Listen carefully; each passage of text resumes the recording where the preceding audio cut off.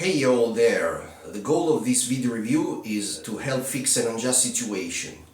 There's a band which is able to gather 100,000 people at a German metal festival, but struggles to fill in 1,000 people capacity location in the UK because of scarce promotion out of its homeland. I'm talking about Running Wild. The review I have chosen this time is the deluxe expanded edition of Under Jolly Roger. The German troupe led by rock and roll Kasparek abandoned satanic and occult themes dealt with in the two previous albums, influenced by Stormwitch and Venom, and tried a new path. The one of a type of metal that stylistically and lyrically was still not explored and it was even not conceived yet. I'm talking about pirate metal. It's a sort of heavy speed metal with stories about pirates and buccaneers, characterized by vocals reminding about the most stereotyped sea borderer. This third album is not a conscious and complete process towards pirate metal. Actually, only 2 out of 8 songs are about pirates, but the artwork is all about them. We can therefore say it's a transitional full length. After the reissues of Creator, Tankard and Celtic Frost, it is now time for the 5 albums Running Wild recorded for Noise Records to be reissued. The version in my hands is a deluxe expanded digipack. It contains 2 CDs, one folded out color booklet with liner notes and anecdotes by Malcolm Dawn. There are info about tracks and lineup, but unfortunately the lyrics are absent. It was dropped in 2017 on the 30th anniversary of the original release in 1987. The artwork begins with a front cover that depicts a galleon sailing a tempestuous sea under a stormy sky. We see that this vessel has a sharp-toothed monster's face carved on the stem. It has evil yellow shining eyes and a pentagram on its forehead. The band's logo is high and big. It has carved letters in gold, while the title of the album is in white elegant characters below.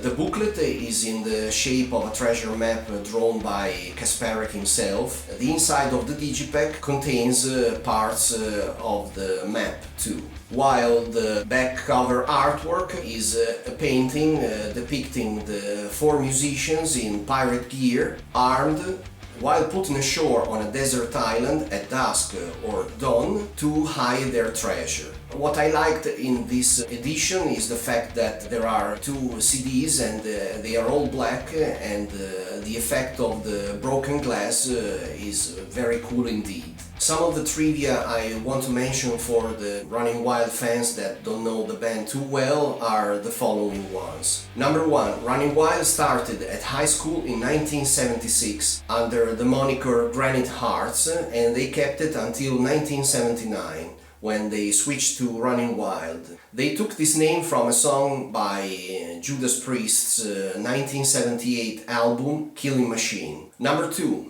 Running Wild in 1987 used to be dressed in a way that was influenced by Judas Priest but was suited to themselves, which means that they didn't have the accessories that some regular gay bar attendees in Hamburg used to wear back then. Number 3. Roman Polanski movie Pirates with Walter Matthau, released in 1986, gave Kasparek a cue as to what to put into the title track of their 3rd studio album. And in the end also led him to ask painter Ertrugel Edirne to draw a painting for the back cover artwork.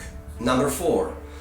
The nickname Rock'n'Rolf was first given to Kasparek by a child who was the younger brother of a friend of his. There were these 2 metalhead friends that were at home with their younger brother. He was listening to them talking about metal and hard rock bands at length. All of a sudden, Rolf rang the doorbell. The little boy answered, and Kasparek said, "I'm Rolf." The little boy was confused between the conversation the younger brother had with his friend about rock and roll. So he said, "Hey, there is rock and roll at the door." And from that moment forward, after a good laugh, they all decided that Kasparek's new nickname would be Rock and Roll.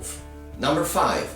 Stefan Boris is credited to have played the bass parts on the album, but this is not true. Kasparek did them, actually.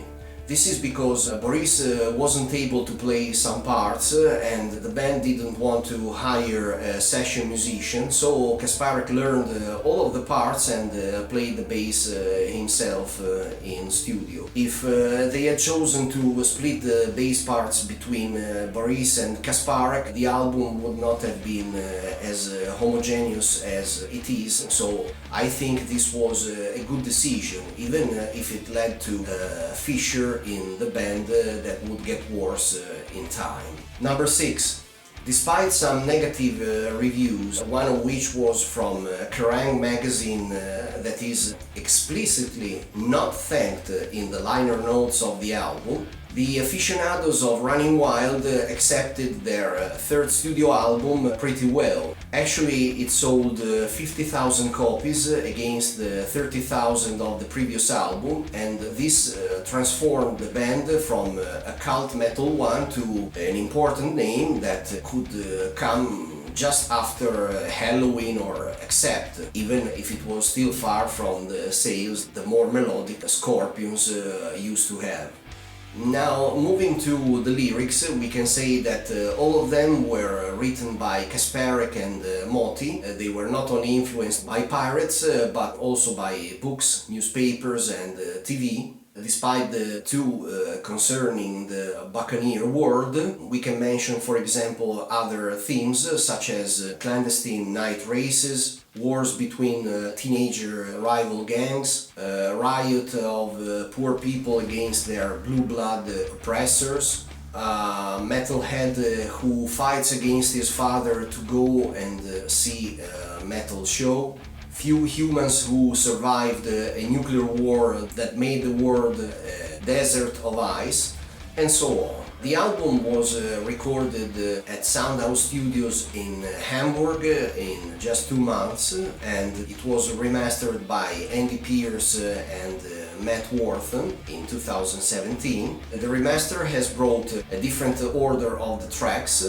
and the bass has also been lowered a bit in order to stress out the importance that the guitars and the vocals have, especially during the anthems, which are the key parts of Running Wild's songs. The compositions of this album are inspired by a few heavy metal subgenres, mostly power and speed metal, and for very brief moments thrash metal. The first CD contains 8 songs, as well as the second one, and the first starts with the title track, which is in turn introduced by sailing noises, shouts to fill in cannons and gunshot noises. This is what is also referred in the original album, where there was a sticker warning about loud effects that could damage the stereo. This does not appear on this remaster issue. As to the song, we can say that after the Pirates introduction, the song goes quickly to its climax, simply involving. It contains energetic and angry vocals, frantic drumming before the first guitar solo, anticipating the triumphant chorus that inspires everybody to sing it along with their mugs high until the pirates' voices come back ordering to prey an unlucky vessel nearby. What a band, what an album, and most of all, what a song.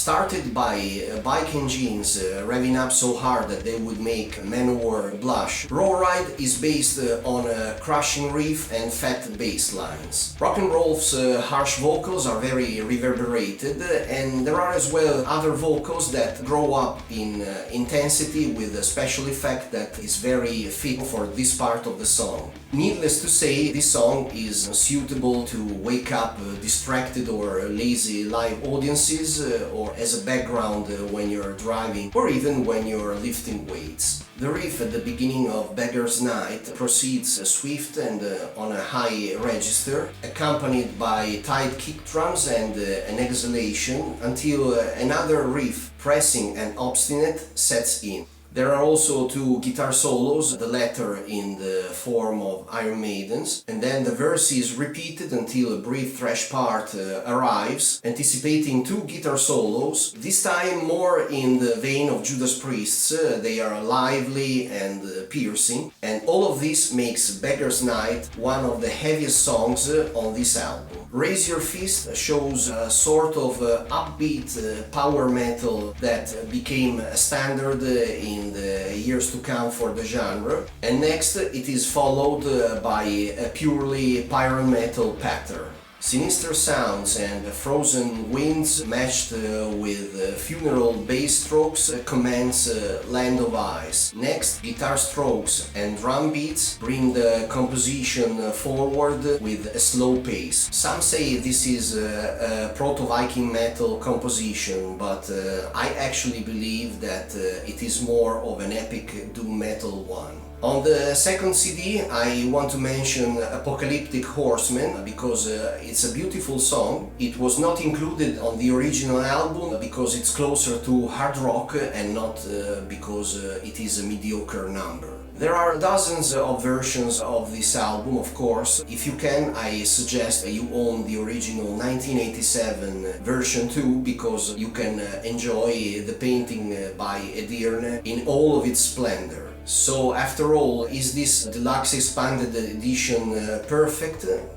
No, far from that, and let's begin with the cons. Number one, if you decide to have such an artwork and you also put it in all of the booklet, I think it would be more consistent to have all of the songs dealing with pirates and their stories and incidents, and not only 2 out of 8 tracks. And then I wasn't pleased about the absence of the lyrics. Is this a strategy to force fans to buy the original issues too? I'll let you decide on that. Thirdly, on the second CD there are a lot of re-recorded versions of the songs appeared on the 1987 album. Under Jolly Roger is included another 2 times. One of these is a re-recorded version of 2003. Actually, I've listened to this song carefully several times. I don't think it's a re-recorded version.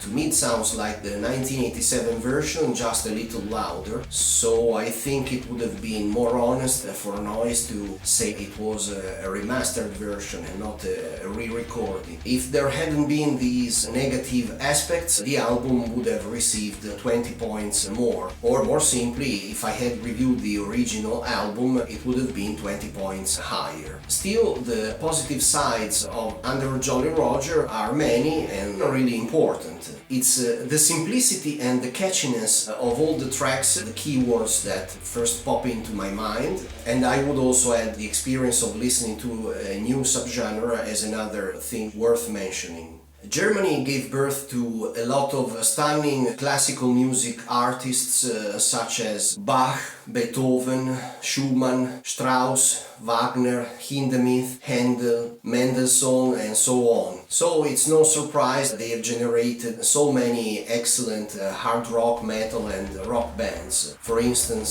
Sodom, Accept, Tankard, Destruction, Rage, Edguy, Avantasia, Primal Fear, Iron Angel, Udo, CG7, Mekon Delta, Die Apokalyptischen Reiter, Falkenbach, Flash Crawl, Teeth of Lamb, Leaves Eyes, Lacrimas Profundere, and many more.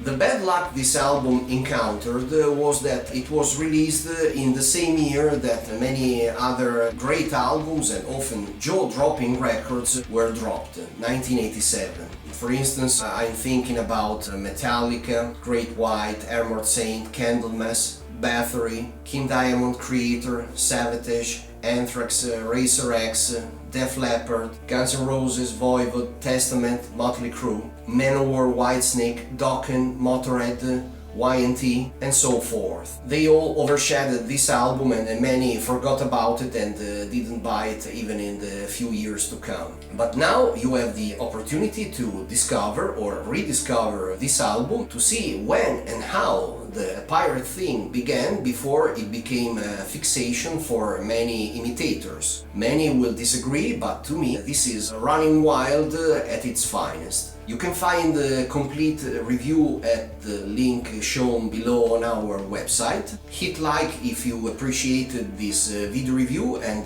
subscribe to our channel. Comment on this video review to let us know what we can improve in our next video reviews, and let us know which bands or artists or precise albums you want us to review next time. So please spread this video review to promote Running Wild. Stay heavy always.